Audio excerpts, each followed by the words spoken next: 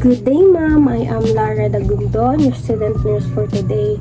So, before you go home, I want to make sure you know how to take care of yourself.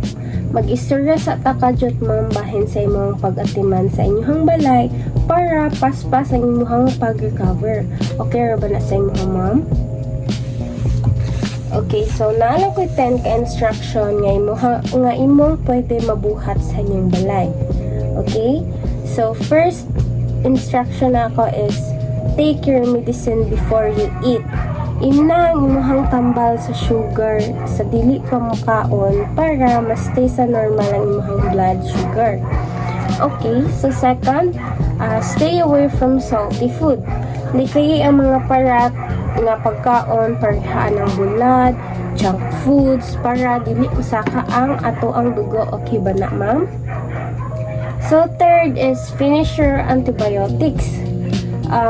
Even if you feel better, hutdon gyud nato ang ato ang medicine, ma'am, kay para dili mo balik ang sakit.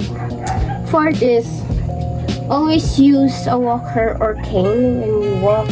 Okay, if mag-use man ta og walker or cane, support man gud na siya sa tua, ma'am, kay para dili ta matumba or masakitan. So, fifth is put a cold pack on a swollen spot. Butan ni og ice at bugnaw nga panapton ang naghubag para mawala ang iyang sakit. So, sixth, ma'am, is drink plenty of water.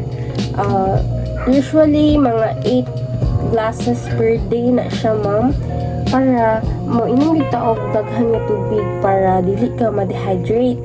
So, 7 is maatutag ospital immediately if you have trouble breathing or chest pain. Akong i-explain siya sa Bisaya, ma'am, ha.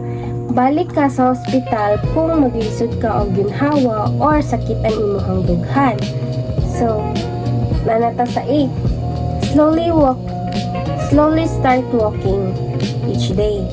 Maghinahinay ta og baklay, ma'am, para kanang maligun po ang ato ang mga muscles, then makatabang po siya sa atong heart, then magpainit po ta, ma'am, kanang every morning, kanang mag sunrise. 9, store your meds in a cool, dry place away from children.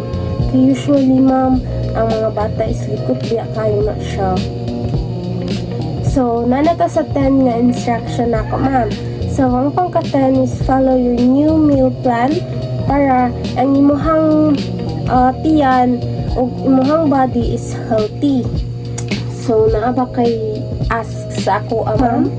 Ako lang yun siyang ko ano, ma'am, kabagon.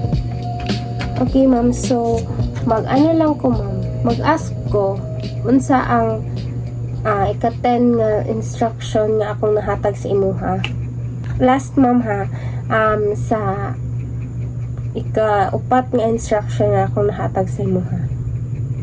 Thank you for your cooperation and I hope nga mas sundo nimo niya ako ang instruction kay para healthy ka ug maayo, mas healthy pa ka ug maayo. Thank you, ma'am.